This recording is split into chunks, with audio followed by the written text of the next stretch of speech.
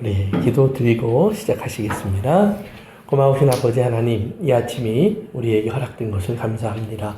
우리에게 주님이 주시는 평안과 또 이런 아버지 하나님 주님의 말씀을 듣고 배우는 또한 귀한 기회를 감사합니다.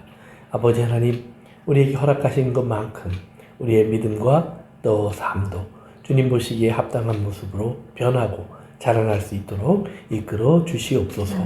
부족한 종 오늘도 주의 진리를 바로 전할 수 있도록 성령님 오셔서 종의 입술에 주인 되어 주시고 말씀을 담아 주의 진리가 선포되게 하옵소서. 듣는 자들 마음속에 성령님의 인도와 감동이 있기를 구하며 예수님의 이름으로 기도합니다. 아멘. 그래요. 우리 마태복음입니다. 7장 13절, 14절을 드립니다. 마태복음 7장 13절, 14절.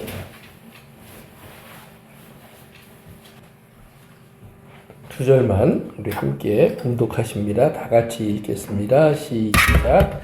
좁은 문으로 들어가라. 멸망으로 인도하는 문은 크고 그 길이 넓어 그리로 들어가는 자가 많고 생명으로 인도하는 문은 좁고 길이 협착하여 찾는 이가 적으니라. 아멘. 아멘.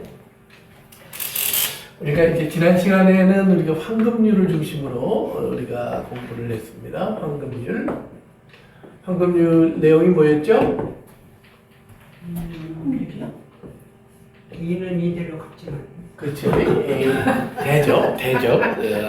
대접 얘기 나왔죠. 어디 냉면 대접 아니고 서로 이렇게 대접 받기를 원하는 마음. 그런데 이제 중요한 것은 성경은 너희가 이런 대접을 받는다가 아니라 대접하라라는 명령이죠.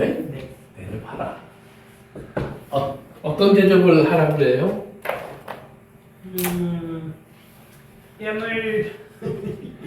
뺨을 때리면 돌려대고 그렇게. 그러니까 대접을 받고자 하는 대로 네가 받고 싶은 대로 받고 싶은 것을 그에게 하라는 말이죠. 그러니까 이제 아까 우리 지난 얘기한 것처럼 뺨 때리는 거, 걸어가는 거, 집을 나눠주는 거, 뭐 이런 것들을 우리가 좀 생각해 볼 수 있는데 이제 여기서 중요한 것은 뭐냐면 우리에게는 받고 싶은 이런 디자이어, 욕망이 있다는 거예요. 욕망. 근데 이 욕망을 채우면 그러면 우리도 조금은 여유가 생겨요. 그러니까 이게 상호작용이라고 그러죠. 상호작용. 오는 말이 고와야 가는 말이 곱다. 그러니까 내가 뭘 잘못했을 때 우리는 항상 그런 생각을 하죠. 저 사람 때문에 그래요. 그렇죠? 내가 잘못했을까 이렇게 생각해요. 또 아담과 하와의 둘의 관계를 봐도 그렇고 우리는 내 잘못이라는 그런 개념보다는 저 사람 때문에라고 하는 손가락질이 쉽게 나간다는 말이에요. 그래서 그 성경이 이제 우리 공무원을 좀 비판하지 마라 이제 그런 이야기를 했는데 그러면 우리에게 필요한 것은 무엇이냐? 우리가 예수 그리스도 안에서 새 사람이 되었을 때 이제 항상 이제 성경을 볼 때 우리가 이제 기억해야 될 것이 그거예요. 우리 성경을 보면서 예수 믿는다. 그러니까 난 성경 말씀대로 살아야지. 그러면서 성경 안에서 무슨 생각을 하냐면 그럼 성경이 나에게 무슨 얘기를 하고 있는가를 찾는데 우리는 가장 기본적인 것을 먼저 생각해야 되는데 이걸 자꾸 잊어버려요. 나는 새 사람이다. 그러니까 옛 사람이 아니란 말이에요. 네. 그럼 옛 사람과 새 사람의 차이는 뭐죠? 믿기 전감이. 그렇죠. 아주 정답이에요.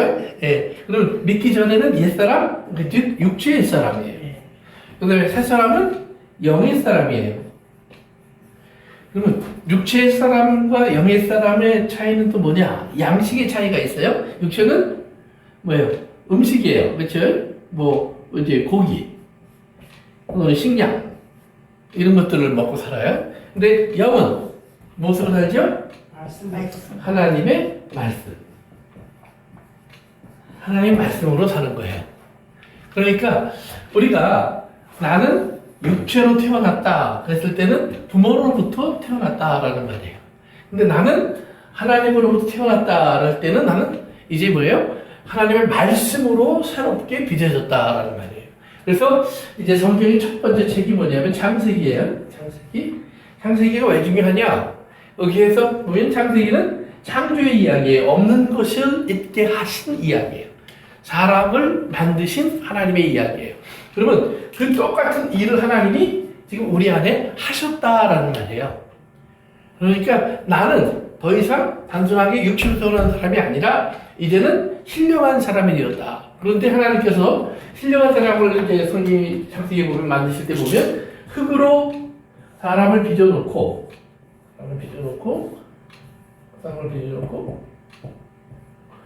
사람을 흙으로 빚어놓고 그다음에 뭐예요? 생기를 하고 불어넣으셨다는 말이에요.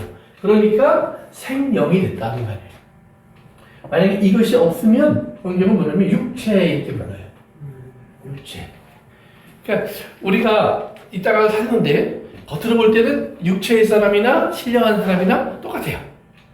그러나 신령한 사람에게는 하나님의 부어넣으신 하나님의 생명이 있기 때문에 그 안에 하나님의 생명의 모양이 나타나게 되어 있다는 말이에요.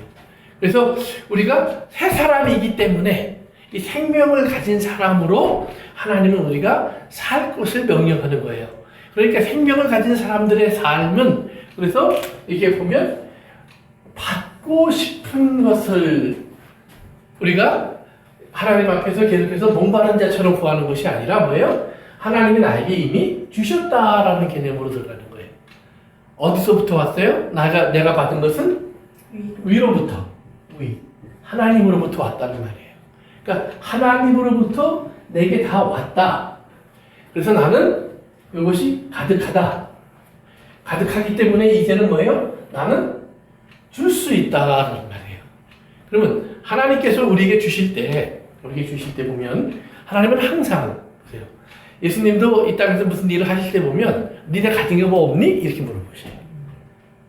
하나님 이제 그 모세를 보낼 때도 보면 너 손에 뭐 가졌니? 예. 그다음에 이제 광야를 다니면서 또 뭘 보니? 만사.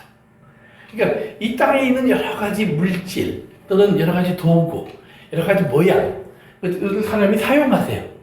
그런데 그 모든 걸 사용하실 때 보면 꼭 하나님은 어떻게? 사람을 통해서 사용하세요. 사람을 통해서 시작하세요. 그러니까 이 모든 것의 중심에 사람이 있어요. 하나님의 일의 중심에 항상 사람이 그 통로의 역할을 해요. 근데 어떤 통로의 역할을 하느냐?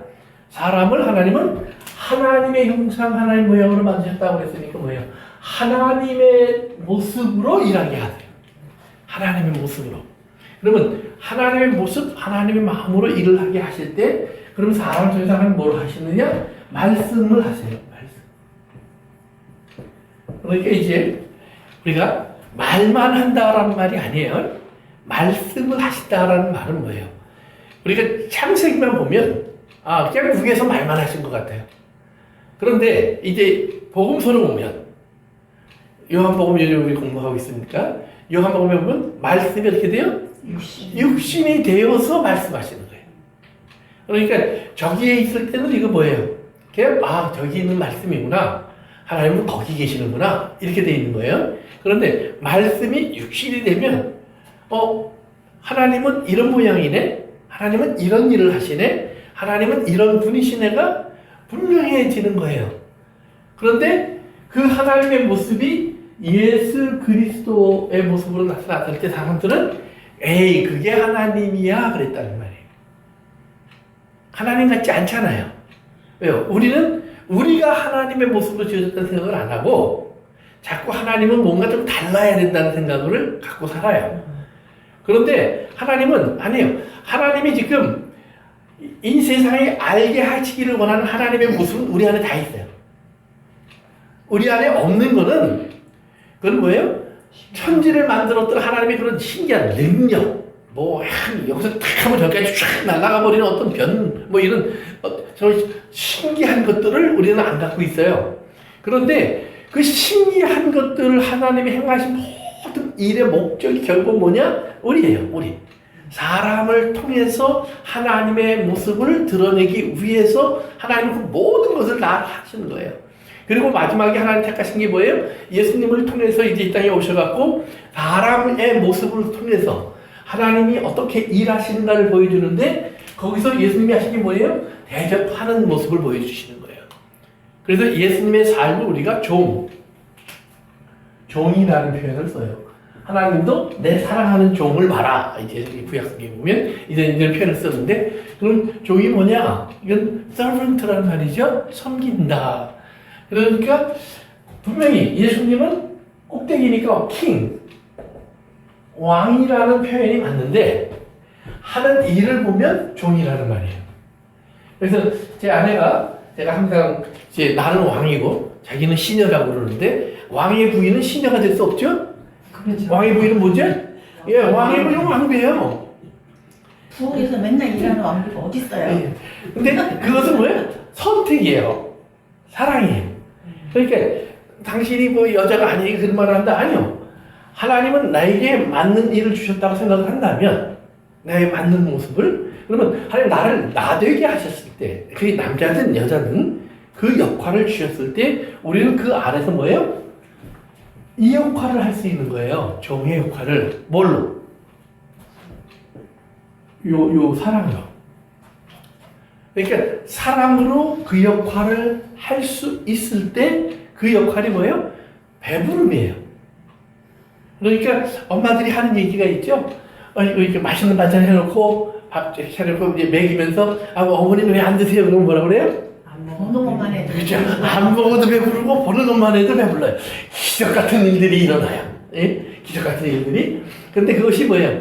진짜 육체적으로 먹고 싶지 않고 배가 고프지 않아서는 아닐 거예요. 그렇죠? 이게 뭐예요? 사랑하는 마음 속에서 오는 만족감을 표현하시는 거죠. 그러니까 그 만족감을 들었다고 그러면 자식이 그걸 홀라당 다 먹어버리면 그런 못된 자식도 없죠. 자기가 적당히 남길 줄 알아야죠. 아유, 엄마 나는 이미 배가 불러요. 더 이상 못 먹겠네요. 좀 이런 지혜가 있어야 된다는 말이에요. 그러니까 이런 거예요. 그래서 그러니까 그게 왕인데 종과 같다는 것은 여기에 사랑이 없으면 그러면 그건 비참한 거예요.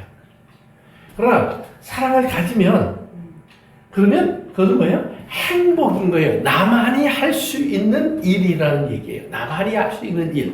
그래서 우리가 이제 세상적으로 말을 하는, 야, 사람 사이에 그래서 우리가 이런 정도의 어떤 윤리를 지키고 도덕을 지키고 서로를 향한 어떤 존경심을 갖고 이게 마땅하지. 그러면서 서로 하라고 가르쳐요. 근데 성경은 서로 하라 이게 아니에요. 서로 하는 게 맞아요. 나도 해야 돼요. 여러분도 해야 돼요. 그러나 서로 하는데 저 사람이 할 때까지 내가 기다리는 게 아니에요. 내가 먼저 하는 거예요. 성경의 사랑은 항상 먼저 사랑이에요. 먼저 사랑. 그 다음에 끝까지 사랑. 요 끝까지 사랑은 죽기까지. 이 두 가지의 사랑이에요. 그런데 우리가 이제 그럼 이 끝까지, 죽기까지 사랑하라는 말을 우리가 뭐예요? 중간에 난 지금 살아있잖아 그러잖아요. 그러면 성경 뭐라고 해요? 죽은 것으로 여겨라. 그러니까 하나님은 머리가 굉장히 좋으신 거예요. 우리가 하나님 못 당해. 그러니까 이미 내가 죽게 되면 그때는 죽기까지인데, 그러니까 죽기 전에 그럼 어떡하느냐? 죽은 것으로 여기고 매일같이 죽어라. 이런 사랑을 하라는 거예요. 그래서 우리가 섬기기 위해서, 대접하기 위해서 해야 될 것의 핵심은 뭐예요? 항상 이거예요. 그러니까 예수님께서 뭐라고 얘기하냐면 너희가 먹어야 될 것은 내 살과 내 피라는 말이에요. 그 말은 뭐냐면 내가 이렇게 너희에게 나눠주는 거 육체적으로 쉬운 일 아니다 이 말이에요. 내가 종돼서 살아가는 거 그거 내가 쉬워서 이 소리 하는 거 아니야. 정말 힘들어. 죽을 것 같아. 정말 고통스러워. 그러나 나는 그렇게 할 수밖에 없어. 왜? 내가 그렇게 해야만 너희가 사니까. 그것이 유일한 길이니까. 그들을 살리기 위해서 예수님이 택하신 삶을 그렇게 표현하신 거예요. 그러니까 예수님께서 이제 내 살과 피를 먹어라. 바로 그것이 대접하는 방법이에요. 그런데 그 대접하는 방법을 이제 오늘 성경은 다른 각도에서 또 설명을 한번 또 하는 거예요. 자, 오늘 본문을 다시 한번 읽습니다. 지금까지 들은 얘기를 머리에 담고요. 이제 14절, 15절 다시 읽습니다. 시작. 생명으로 있다는 좁고 길이 협착하여 찾는 자가 적음이라. 거짓 선지자들을 상가라. 양의 우슬. 왜 3절을 띄었어요? 13절, 14절? 14절부터라죠. 그랬어요? 제가 말은 잘못했고 잘못은 여러분이 했다고 생각하는 거예요. 오케이, 다시 13절, 14절 시작. 좁은 문으로 들어가라. 멸망으로 인도하는 문은 크고 그 길이 넓고 그리로 가는 자가 많고 생명으로 인도하는 문은 좁고 길이 협착하여 찾는 자가 적음이라. 아멘, 아멘. 그래서 이제 생명의 얘기를 다시 한번 끄집어냅니다. 그러면서 생명의 얘기를 하는데 좁은 문으로 들어가라. 이걸 우리가 잘못 이해하면 좁은 문, 좁은 길 그러면 뭐가 생각나냐면 고통스럽고 힘들고 어려운 길 이게 생각이 나요. 그런데 여기서 말하는 좁은 문, 좁은 길이라는 것은 물론 그것이 편안하고 배부른 길이다라는 얘기를 강조하는 것은 아니에요. 그러나 오직 한 길이다라는 한 길. 길은 그것밖에 없어. 다른 옵션이 없어라는 말이에요. 다른 길이 있으면 쉬운 거예요. 다른 길 이거 안 되면 저것도 해보고 저거 안 되면 이것도 해보니까. 그러나 성경이 말할 때 이제 좁은 길이라는 것은 그 길밖에 없기 때문에 그래요. 그래서 이제 예수 그리스도 기독교를 갈 때는 참 세상 사람이 말하는 것 중에 하나가 참 독선적이다. 지만 잘났다 그런다. 이제 이 표현을 자주 써요. 그런데 사실은 세계의 모든 종교 속에서 보면 유대교, 또 이슬람교, 기독교 다 독선적이에요. 가장 보편적인 종교는 뭐예요? 불교예요. 그건 다 포용해요. 심지어는 불교는 예수님도 좋으신 분이죠. 이렇게 얘기해요. 그렇다고 기독교가 부처님을 나쁜 놈 이렇게 얘기하는 건 아니에요. 그렇지만 그도 죄인이다. 이 얘기는 우리가 해요. 거기서 이제 차이가 좀 나요. 그러면 왜 기독교를 독선이라고 그러느냐? 그랬더니 구원받을 수 있는 이름은 천하에 한 분, 예수밖에 없다라는 말이에요. 그런데 그 예수밖에 없다라는 말을 우리가 좀 잘 이해해야 돼요. 예수라는 이름을 들어보지 못했어도 예수님 안에 들어와 있는 거예요. 무슨 말인지 아시겠어요? 제가 여러 번 얘기했죠? 구약시대의 아브라함이 우리처럼 예수님을 알았을까요? 아니에요. 이삭이 우리처럼 성경의 지식을 가졌을까요? 아니에요. 오늘 이 땅에는 또는 이 땅에 살았던 많은 사람들 가운데는 우리와 같은 하나님을 아는 지식을 가질 수 없는 수많은 사람들이 있었어요. 그럼에도 불구하고 아브라함 속에 있는 믿음이 있어요. 이삭이 알고 있었던 하나님이 있어요. 야곱이 알았던 하나님이 있어요. 바울은 그것을 또 이방인들이 알았던 하나님이 있어요. 바울은 그것을 더듬어 알았다라는 표현을 써요. 그러니까 확실히는 모르지만 뿌옇게라도 이게 하나님이 그렇게 계시는구나, 그런 분이시구나, 그런 뜻이 있었구나라는 것을 희미하게라도 알게 하셨다 그래요. 그렇기 때문에 그들은 그 안에서 책임을 질 거예요. 하나님과의 관계 속에서 그 안에서 그들은 그것을 어떻게 받아들이는 문제가 될 거예요. 그러니까 예를 들면 이런 거예요. 자, 우리나라의 종교 중에 천도교라는 게 있어요. 천도교. 그거는 하늘, 땅, 사람. 이 셋을 이제 점으로 해서 연결해갖고 하늘의 뜻을 땅에 펼친다. 그래서 홍익인간, 이제 이런 그 기준을 갖고 살아가는 종교인데, 거기에서 하나님을 뭐라고 부르냐면 하늘님 그래요. 하늘님. 그런데 우리나라 사람들이 쓰는 하나님이라는 표현이 그러면 그게 원래 성경적인 표현이냐? 아니, 그건 우리나라에만 있는 표현이에요. 그러면 하나님이라는 그 님은 빼고 그러면 하나라는 말은 뜻이 뭐예요? 모르지 하나밖에 없다. 네, 그래요. 그 맞아요. 그러나 하나님이라는 말 안에는 또한 뭐예요? 널리 펼쳐 있자 크다라는 표현도 담겨 있어요. 하늘이라는 뜻도 담겨 있어요. 그러니까 우리나라 말에 그 하나님이라는 말은 하늘님이라는 표현으로도 썼단 말이에요. 그러면 그렇게 또 썼고 이렇게 해서 썼는데 오늘 우리가 하나님이라는 표현으로 가지고 들어왔어요. 그래서 천주교 성경은 하느님 이렇게 표현을 많이 해요. 우리 개신교 성경은 하나님 이렇게 표현을. 어느 게 맞아요? 저희는 하나님이 맞는 걸로 알고 있지만 그래서 우리 기독교들이 애국가를 부를 때도 하느님이 보호하사가 아니라 하나님이 보호하사 우리나라 만세 그렇게 애국가를 부르죠. 찬송가처럼. 아니 하느님이냐 하나님이 중요한 게 아니에요. 그 하나님에 대한 개념이 중요한 거예요. 하느님에 대한 이해가 중요한 거예요. 그러니까 우리가 그 하나님이냐 하나님으로 싸우는 것은 그건 바보예요. 왜? 구약 성경에는 엘이라고 그랬지, 엘로힘이라고 그랬지, 또는 지금 우리가 발음도 모르는 YHWH라고 썼지, 그것을 우리가 하나님을 뭐라고 불렀는지 몰라요.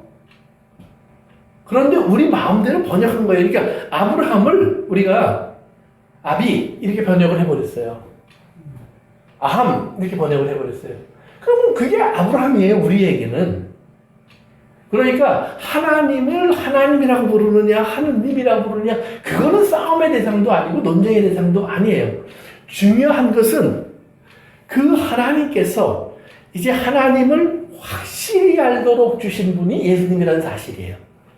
그러니까 예수님이 오기 전까지의 하나님이라는 것은 좀 막연한 부분도 있고 좀 이렇게 우리와 멀리 떨어진 부분도 있고 우리가 다 받아들일 수 없는 무언가 거리감도 있고 그래요. 그런데 예수님이 되셔서 오셨다라는 그 순간부터 예수님이라는 사실이 우리에게 증거되기 시작하면서부터 확실한 건 뭐냐면 그게 하나님이다. 그분이 하나님이다. 그래서 예수님이 하나님이 되시는 그 순간부터 우리에게는 그것이 분명해지는 거예요. 그러니까 우리가 아버지의 얼굴을 모를 때는 우리가 그림을 그려서 아버지 코가 크다고도 말할 수 있고 눈이 작다고도 말할 수 있고 키가 크다고도 말할 수 있고 가슴이 넓다고도 우리가 온갖 표현을 다 할 수 있어요. 근데 사진을 딱 봤어요. 그럼 더 이상 상상은 다 지워야 돼요. 내가 했던 말 중에 맞는 거 하나가 있어요. 그게 아버지였어요. 남자였어요. 그 이상은 몰라요. 그런데 이분이구나 이제 우리가 알게 돼요. 근데 그분도 어렸을 때 다르고 청년 때 다르고 노인 때 다르고 장애 때 다르더라고요. 달라요. 그러니까 예수님을 통해서 이제 우리에게 하나님이 정확하게 하나님을 알게 해주셨을 때 그것을 아는 사람들은 더 이상 혼돈하면 안 된다는 거예요. 그러나 모르는 사람들은 그것이 진짜일까 질문할 수 있어요. 두드려 볼 수 있어요. 그러니까 도마가 예수님이 부활하셨다는 얘기를 듣고 믿어요, 안 믿어요? 안 믿어요. 왜? 도마의 생각에는 예수님은 사람이지 하나님이 아니었어요. 비록 중간에 그런 어떤 표현, 고백들이 조금씩 나와요. 베드로가 대표로 예수님을 고백하기도 했어요. 그러나 막상 돌아가시니까 도마는 더 이상 예수님은 하나님처럼 살아계시다는 생각을 안 해요. 또 살아날 거라는 기대도 안 해요. 근데 예수님이 살아나셨어요. 근데 사실은 도마가 나는 다른 기대들도 마찬가지였죠. 그러나 차이는 뭐예요? 먼저 받고 도마는 나중에 본 거예요. 먼저 본 사람은 믿는데 도마는 뭐라고 그래요? 안 믿어. 그러면 먼저 본 사람은 믿음이 있고 도마는 믿음이 없는 거예요? 아니에요. 똑같은 사람들이에요. 그런데 그 자리에 없었어요. 시간적으로. 그렇기 때문에 예수님이 다시 나타나셔서 보여주니까 먼저 본 사람들은 예수님인 걸 알고 말도 못하고 고개만 숙이고 있는데 잘못한 게 생각이 나서 도마는 그래도 믿음의 고백을 해요. 나의 주심이 나의 하나님이십니다. 그러니까 어떻게 보면 나중에 믿은 도마가 더 멋진 표현을 한 거예요. 근데 예수님이 거기다 한마디 더 붙이세요. 안 보고 믿으면 더 복이 있어. 안 보고 믿으면. 왜? 안 보고 믿어야 되는 세대가 왔다는 말이에요. 우리는 그 말을 예수님이 보여줄 수도 있고 안 보여줄 수도 있는데 어떤 사람에겐 보여주고 어떤 사람에게 안 보여주는데 난 안 보여줬어. 그러니까 내가 더 낫다는 말이구나. 이거 아니에요. 그러니까 안 보고 믿어야 될 시간이 왔다는 말이에요. 그러면 안 보고 믿어야 될 시간이 왔을 때 그러면 어떻게 믿게 할까? 어떻게 예수님을 보여줄까? 그것이 좁은 길이에요. 그것이 좁은 분이에요. 그 예수님을 예수님으로 소개해야 돼요. 그러면 예수님을 소개하는 유일한 방법이 뭐예요? 구원자로 오신 예수님. 그렇죠. 내 안에 계신 예수님을 보여줘야 돼요. 그러니까 예수님이 성경에 보니까 어쩌고저쩌고 다 소용없는 거예요.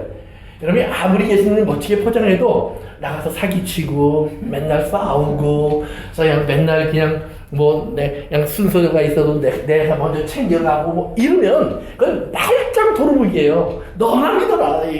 너 가는 천국은 난 죽어도 안 간다. 야, 천국 가서까지 내가 네 꼴을 보겠냐? 이럴 수밖에 없잖아요.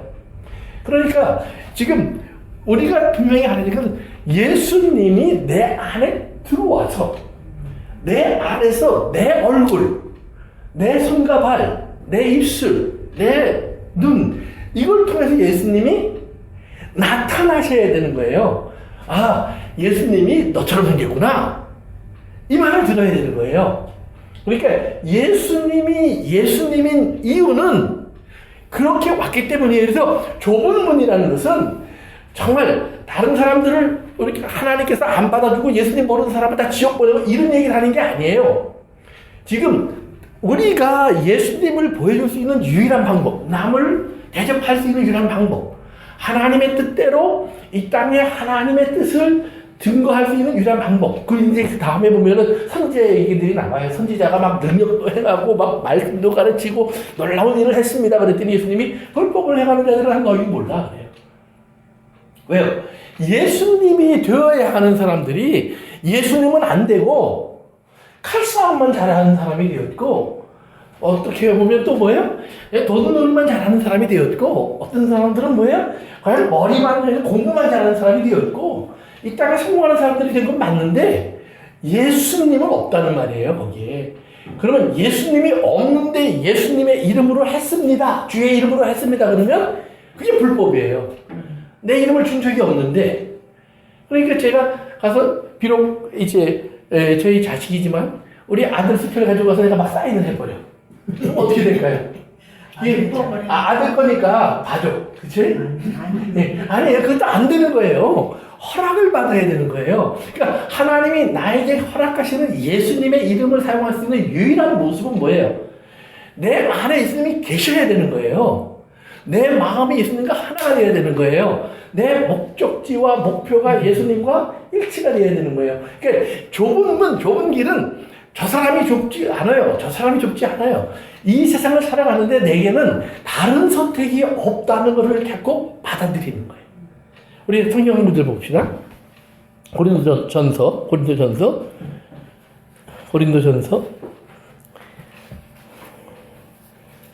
1장 18절 보세요. 1장 18절. 고린도전서 1장 18절 찾았으면 우리 한번 같이 읽어볼까요? 시작. 십자가의 저와 멸망하는 자에게는 미련한 것이요 구원을 받은 우리에게는 하나님의 능력이라. 22절 다 같이 23절까지예요. 계속해서 읽습니다. 시작. 유대인은 표적을 구하고 헬라인은 지혜를 찾으나 우리는 십자가에 못 박힌 그리스도를 전하니 유대인에게는 거리끼는 것이요 이방인에게는 미련한 것이로. 24절 다 같이 오직 부르심을 받은 자들에게는 유대인이나 헬라인이나 그리스도는 하나님의 능력이요 하나님의 지혜니라. 아멘.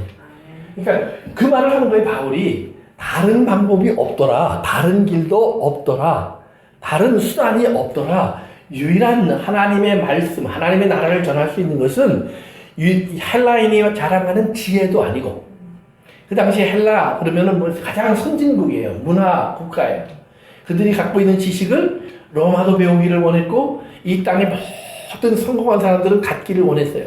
그러니까 그 당시에 로마 사람들의 꿈 중에 하나는 뭐냐면 그리스풍의 집을 짓고 그리스 사람들의 지식을 듣고 그들의 연극과 그들의 노래를 듣고 그들의 시를 들으면서 이 세상을 바라보는 눈을 갖는 거예요.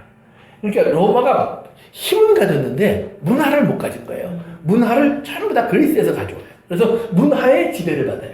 그렇기 때문에 서양 문화는 로마 문화라고 부르기 아니고 헬라 문화라고 부르는 거예요.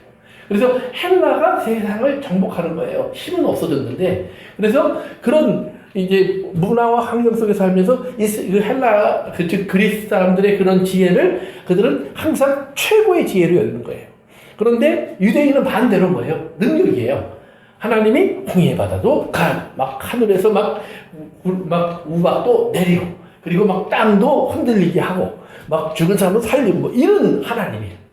그러니까 이 유대인들에게서 위대한 하나님은 능력의 하나님. 헬라인에게서 놀라운 것은 지혜예요. 헬라는 그래서 지혜의 신 소피아를 섬기는 거예요.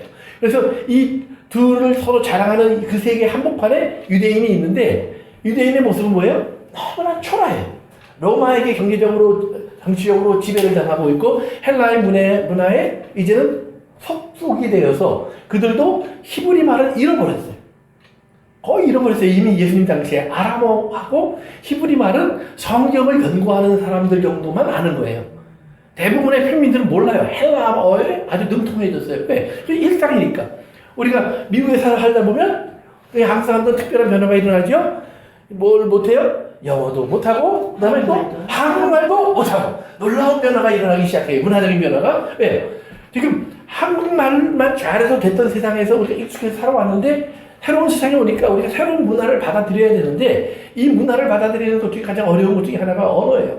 언어가 잘 안 들어와져요. 그러니까 괴롭다는 말이에요. 힘들어요. 그러니까 우리가 그냥 여기서 1등이 되지 못하고 항상 2, 3등 자리에서 그것도 만족하고 살 수밖에 없는 그런 타협이 우리의 삶에 자기도 모르게 이루어져요. 그러니까 우리도 모르는 사이에 우리를 낮추게 되잖아요. 왜요? 강한 것이 있으니까. 힘이 있는 것이 있으니까. 근데 그런 거예요. 근데 유대인들이 거기에 그런 식으로 살고 있었다는 말이에요. 그래서 헬라의 지혜와 로마의 힘에 꽉 눌려 살고 있는 거예요. 그런데 그런 유대인들이 그러면서도 그래서 우리 하나님은 그래도 한번 화나면 천지가 흔들려 까불지 마 그러면서 딱 이게 있었단 말이에요. 그런데 거기에 그리스도가 딱 등장했는데 보니까 그건 뭐 어떻게 보니까 유대인들이 우리 편이 될 것 같아요. 능력이 좀 있어. 그런데 조금 지나다 보니까 아이고 지도 못 살리네. 그러니까 그런 건 필요 없다는 말이에요. 너도 살고 나도 살려라. 이게 유대인이에요. 그러니까 너 죽고 나 살려라는 말은 아니에요. 너도 살고 나도 살려라. 그랬단 말이에요. 그런데 자기도 못 살리고 우리도 못 살렸어요. 그런 예수님을 보니까 이거는 아무것도 아니구나 하고 이제 무시해버렸는데 예수님의 부활을 제자들이 얘기하면서 그 교회가 크리스천들이 이제 뿌리를 내리기 시작하는 거예요. 그러니까 크리스천들 마음속에 자기도 모르는 사이에 크리스천들도 우리가 세상에서 성공해야 하나님이 멋진 하나님이 되고 우리가 세상에서 그래도 부자도 돼야 하나님도 또 하나님이 하고 싶은 일을 다 하실 수 있고 뭐 자꾸 우리 이런 생각 들어온단 말이에요. 그러니까 우리가 하나님 앞에 나를 축복해달라고 그러는데 그냥 안 하죠. 항상 하나님이 절대로 나 혼자 먹겠다는 거 아닙니다. 적어도 교회도 짓고 선교도 하고 막 이런 일도 하고 저런 일도 다 할 겁니다. 그러니까 하나님 안심하고 나에게 복을 주십시오. 그래요. 그런데 하나님이 내가 미쳤니? 그러시는 거예요. 안 속는다. 하나님은 하나님의 길을 갖고 계세요. 그러니까 우리가 안 속는다 미쳤니? 그건 아니고 하나님은 그렇게 해서 선포되는 복음은 그거는 사실은 힘이 없어. 헬라가 한때 세계를 지배했지만 그래서 헬라가 최고인 줄 알았는데 없어졌잖아. 로마가 지배했잖아. 물론 로마가 헬라의 정신적인 이런 지배를 받고 있어. 그러나 결국은 변질되기 시작하잖아. 로마에 동화되기 시작하잖아. 이러면서 이제 그것도 아니잖아. 그리고 저들은 없어지고 이것도 사라질 거야. 그러면 그건 내가 아니잖아. 나는 영원해야 돼. 완전해야 돼. 불변해야 돼. 그러면 내가 뭔 줄 아니? 난 사랑이야. 그런데 변하는 사랑을 사랑이라고 안 그러세요. 하나님. 저 같은 사람도 보면 사랑이 변해요. 그렇죠? 자꾸. 딴 거를 자꾸 찾아가요. 우리들의 마음속에 우리의 사랑은 변할 수 있어요. 인간. 근데 하나님의 사랑은 안 변해요. 아멘. 그러니까 하나님이 요한복음 3장 16절에 보면 참 재밌는 표현이 있죠. 하나님이 어디를 사랑해요? 세상. 세상. 세상은 어떤 세상이에요? 아름다운 세상이 아니었죠. 우리가 살고 있는 세상이에요. 우리의 오늘이 보여지는 세상. 그리고 정말 온갖 여러 가지 사건, 사고, 문제 속에 사람들이 살아가는 그 치열한 세상. 전쟁 또는 어떤 재앙 이런 여러 가지 소식들이 끊어지지 않는 세상. 지난 한 주간만 해도 미국도 텍사스에서 홍수가 나갔고 아이들이 23명이 죽었죠. 캠프에 갔다가 그리고 아마 99% 크리스천 캠프일 거예요. 아이들이 갔다가 23명이나 브레이스를 죽었어요. 홍수를 안 내리실 수 있는 분도 하나 내리고 홍수가 왔어도 막으실 수 있는 분도 하나 내리고 또 안 막으셨으면 요나처럼 큰 물고기 속에 담았다가 꺼내 주실 수 있는 분도 하나 내리고 하나도 안 하시잖아요. 이제 그런 세상이에요. 그런데 그 안에 서서 하나님이 나는 그 안에 있는 너희를 사랑한다. 하나님의 사랑이 이건가요? 그랬을 때 우리가 이제 베드로 후서를 한번 가봅시다. 베드로 후서 성경 뒤쪽으로요. 요한계시록 조금 앞쪽으로 오시면 됩니다. 요한 1, 2, 3서 앞으로 오시면 됩니다. 히브리서 다음에 베드로 후서 3장. 베드로. 고린도 찾았어요. 예, 바로 아니고요. 폴. 헐, 한국말로 뭐 갑자기 생각이 안 나네? 몰라요. 아, 사도 바울, 이렇게. 베드로후서 3장 찾으셨어요? 네. 그래요. 이제 1절 제가 읽을게요. 사랑하는 자들아, 내가 이제 이 둘째 편지를 너희에게 쓰노니 이 두 편지로 너희의 진실한 마음을 일깨워 생각나게 하여 곧 거룩한 선지자들이 예언한 말씀과 주 대신 그리스도 구주께서 너희의 사도들로 말미암아 명하신 것을 기억하게 하려 하노라. 이제 꼭 기억하라는 말이에요. 3절 같이 읽으면 시작. 먼저 이것을 알지니 말세에 조롱하는 자들이 와서 자기의 정욕을 따라 행하며 조롱하여 계속 이르되 주께서 강림하신다는 약속이 어디 있느냐. 조상들이 장으로부터 만물이 처음 창조될 때와 같이 그냥 있다 하니. 아멘. 거기까지. 자, 예수님 곧 오신다고 얘들 맨날 그러는데 예수님 무슨 곧 오셨니? 지금 벌써 이제 예수님 돌아가시고 나서 수십 년이 지난 거예요. 한 3, 40년. 이제 베드로가 죽기 직전이에요. 한 30년은 지났어요. 그런데 예수님 오신다고 그러더니 언제 오시니? 야, 니네들도 죽잖아 지금. 예수 믿는 사람들 가운데 죽어서 무덤에 들어간 사람들이 얼마나 많아. 근데 예수님은커녕 하늘에서 어떤 징조도 보이지 않는다. 이제 이러면서 이제 그들이 놀리는 거예요. 그러면서 이제 얘기를 하는 거예요. 그러니까 이제 베드로가 8절로 내려갑니다. 아니 7절로 내려갑니다. 이제 하늘과 땅은 그 동일한 말씀으로, 즉 동일한 말씀이란 말은 뭐냐면 홍수로 세상을 심판했던 하나님의 말씀이에요. 말씀으로 불사르기 위하여 보호하신 바 되어 경건하지 아니한 사람들의 심판과 멸망의 날까지 보존하여 두신 것이니라. 사랑하는 자들아, 주께는 하루가 천년 같고 천년이 하루 같다는 이 한 가지를 잊지 말라. 9절 시작. 주의 약속은 어떤 일들이 더디다고 생각하는 것 같이 더딘 것이 아니라 오직 주께서는 너희를 대하여 오래 참으사 아무도 멸망하지 아니하고 다 회개하기를 이르기를 원하시느니라. 아멘. 그러니까 지금 너희들은 안 온다, 늦어졌다 이렇게 놀리고 있는데 아니야. 지금 주님께서 뭐예요? 오래 참으사. 오래 참는다는 말을 다른 말로 바꾸면 사랑하사라는 말이에요. 왜요? 사랑은 오래 참고. 아멘. 사랑의 가장 대표적인 성품 중에 하나가 long suffering이에요. 즉 지금 너희들이 이렇게 놀리는 것까지 예수님이 뭐예요? suffer, 고통을 받고 계시다. 그런데 예수님이 고통 받는다고 해서 이거 당장 갚지 않으신다. 예수님은 delay, 계속해서 조금만 더 미루고 계시다. 그러면 이제 그 목적이 뭐였어요? 아무도 멸망하지 않고 지금은 경건하지 않은 사람 또는 잘못된 사람처럼 보이는데 이렇게 아무도 멸망하지 않기를 원한다. 그래요? 그러면서 밑으로 내려갑니다. 그래서 15절로 갑니다. 시작. 또 우리 주의 오래 참으심이 구원이 될 줄로 여기라. 우리가 사랑하는 형제 바울도 그 받은 지혜대로 너희에게 이같이 썼고. 아멘. 그래서 우리 주의 오래 참으심이 너희들이 볼 때에는 야, 그게 하나님 말씀이 어디 이루어지고 있니? 이렇게 얘기하는데 아니야. 지금 주님의 오래 참으심이 사실은 이 모든 시간을 너희들에게 허락하고 있는 거야 라고 바울은 얘기하는 거예요. 그러면서 또 베드로가 얘기하는 거예요. 그러면서 바울도 그렇게 했다 라는 말을 해요. 그러면 여기에서 이제 우리가 질문해야 될 것이 있어요. 그러면 그동안에 예수님은 어떤 예수님이셨느냐 이 말이에요. 왜 그냥 가만히만 있느냐? 고통을 겪고 있느냐? 그 고통받는 예수님의 모습은 무엇인가? 그것이 교회예요. 그러니까 예수님 저 위에 계시니까 예수님 고통 안 받는 거야 라고 생각하는 게 아니에요. 예수님은 지금 우리 아래 계셔서 우리 가운데 계셔서 베드로와 바울의 삶 속에 예수님이 거기에 계셔서 지금 이 편지를 쓰는 순간에도 베드로의 마음이 얼마나 힘들고 아프겠어요. 그것이 예수님의 서프링이라는 말이에요. 바울이 그 편지 썼는데 나랑 똑같잖아. 그럼 바울과 베드로를 합쳐놓으면 뭐예요? 그게 교회예요. 교회의 서프링이에요. 그러니까 이 편지를 쓸 때 많은 교회들이 핍박을 받고 있어요.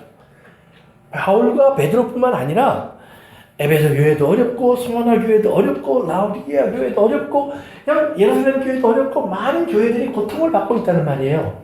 그런데 그 교회들 안에 뭐가 있어요? 예수님이 계시다는 말이에요. 예수님이 계시는 건 어떻게 알아요? 사랑하니까. 사랑하니까. 그럼 어떻게 사랑해요? 참고 견디면서 서로 격려하면서 또 때로는 물건이 있으면 나눠 쓰면서. 그러니까 이제 오늘날 교회랑 이제 그때 교회가 다르다고 어떤 분들은 자주 얘기하는데 우리가 이걸 아셔야 돼요. 만약에 우리 주변에 있는 모든 사람들이 굶어 죽어요. 그런 교회가 야 우리끼리만 먹고 살자 이럴 수는 없겠죠. 그것은 엘리야 선지자가 한 과부를 찾아왔을 때 먹을 거 없냐고 물어보니까 뭐라 그래요? 마지막 남은 밀가루, 마지막 남은 기름 가지고 마지막 빵 하나 만들어서 먹고 내 아들을 이제 나도 죽음을 맞으려고 합니다. 그랬더니 엘리야가 뭐라 그래요? 그거 만들어서 나한테 가져와. 참 그래요. 거시기해요. 그러니까 그런데 또 그 여자분은 바보같이 그걸 해요. 이스라엘 사람도 아니에요. 이방인이에요. 그런데 그 일을 해요.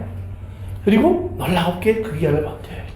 그러니까 어떻게 보면 바보 같은 선택이에요. 근데 교회에게는 그 바보 같은 선택이 꼭 있어야 돼요. 그러니까 어느 순간인가는 어느 때는 그렇게 해야 돼요. 내가 갖고 있는 게 아무 소용이 없어요.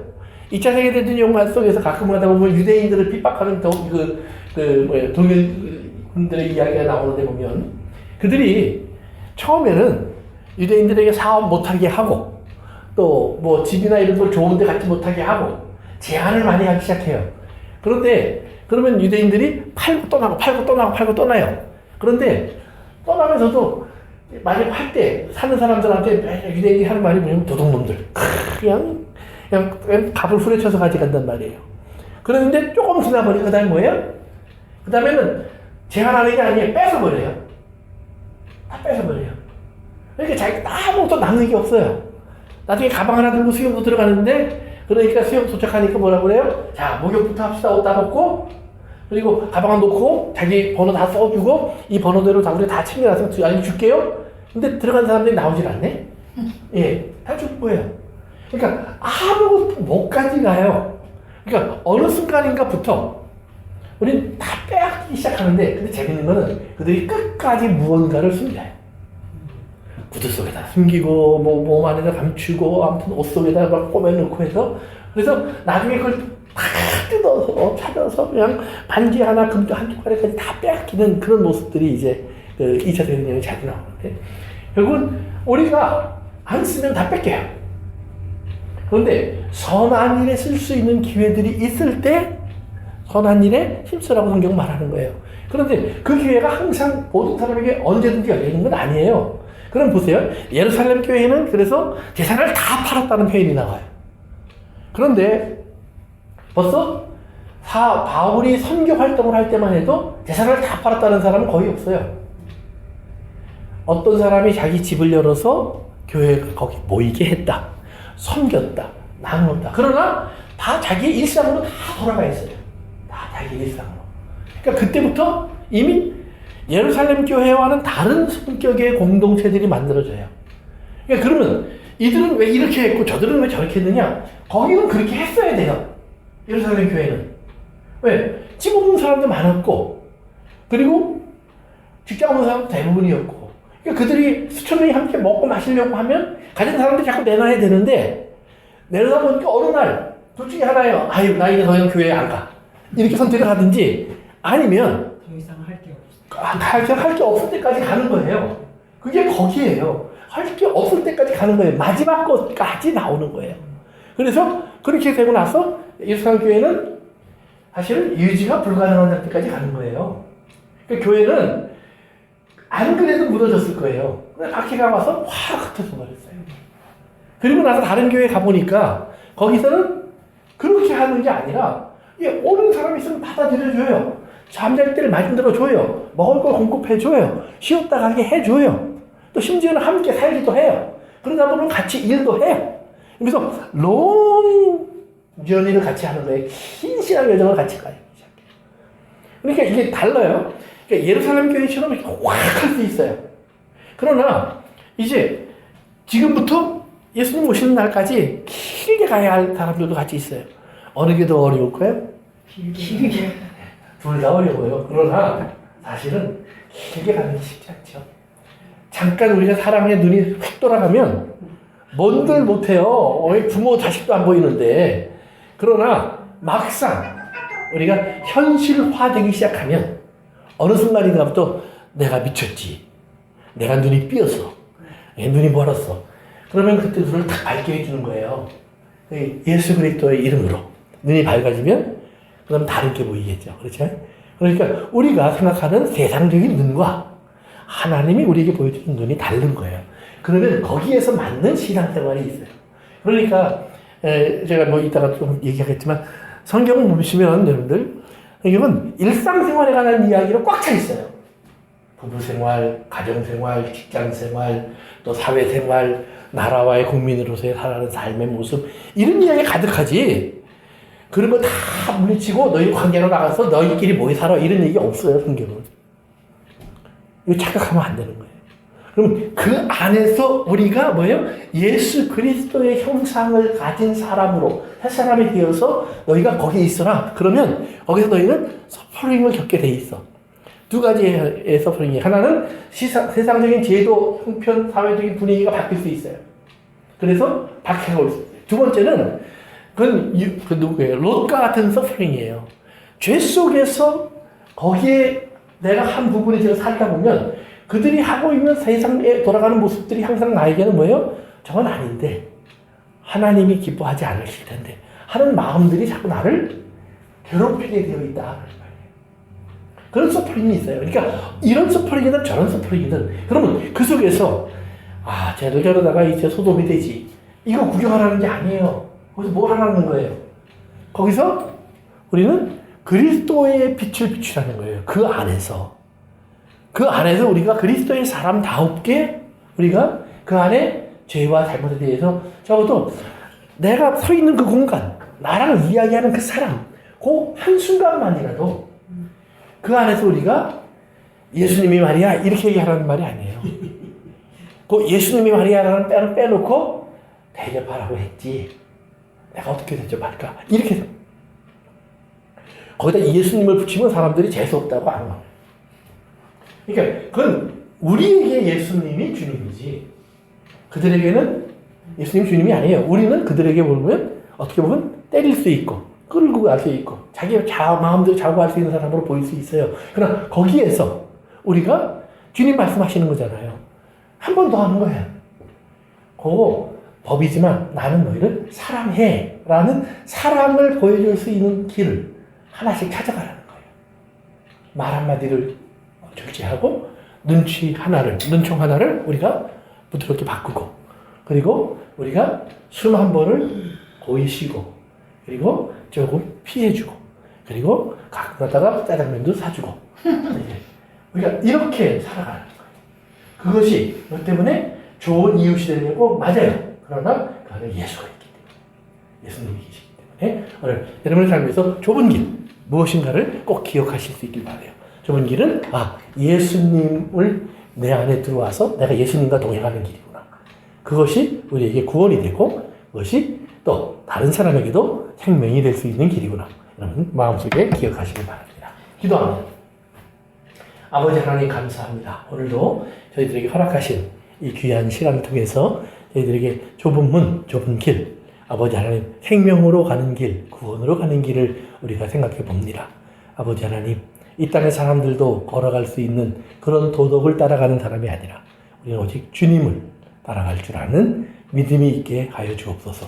그래서 우리의 삶을 통해 생명의 씨앗이 이 땅에 뿌려지길 원합니다. 예수님의 이름으로 기도합니다. 아멘.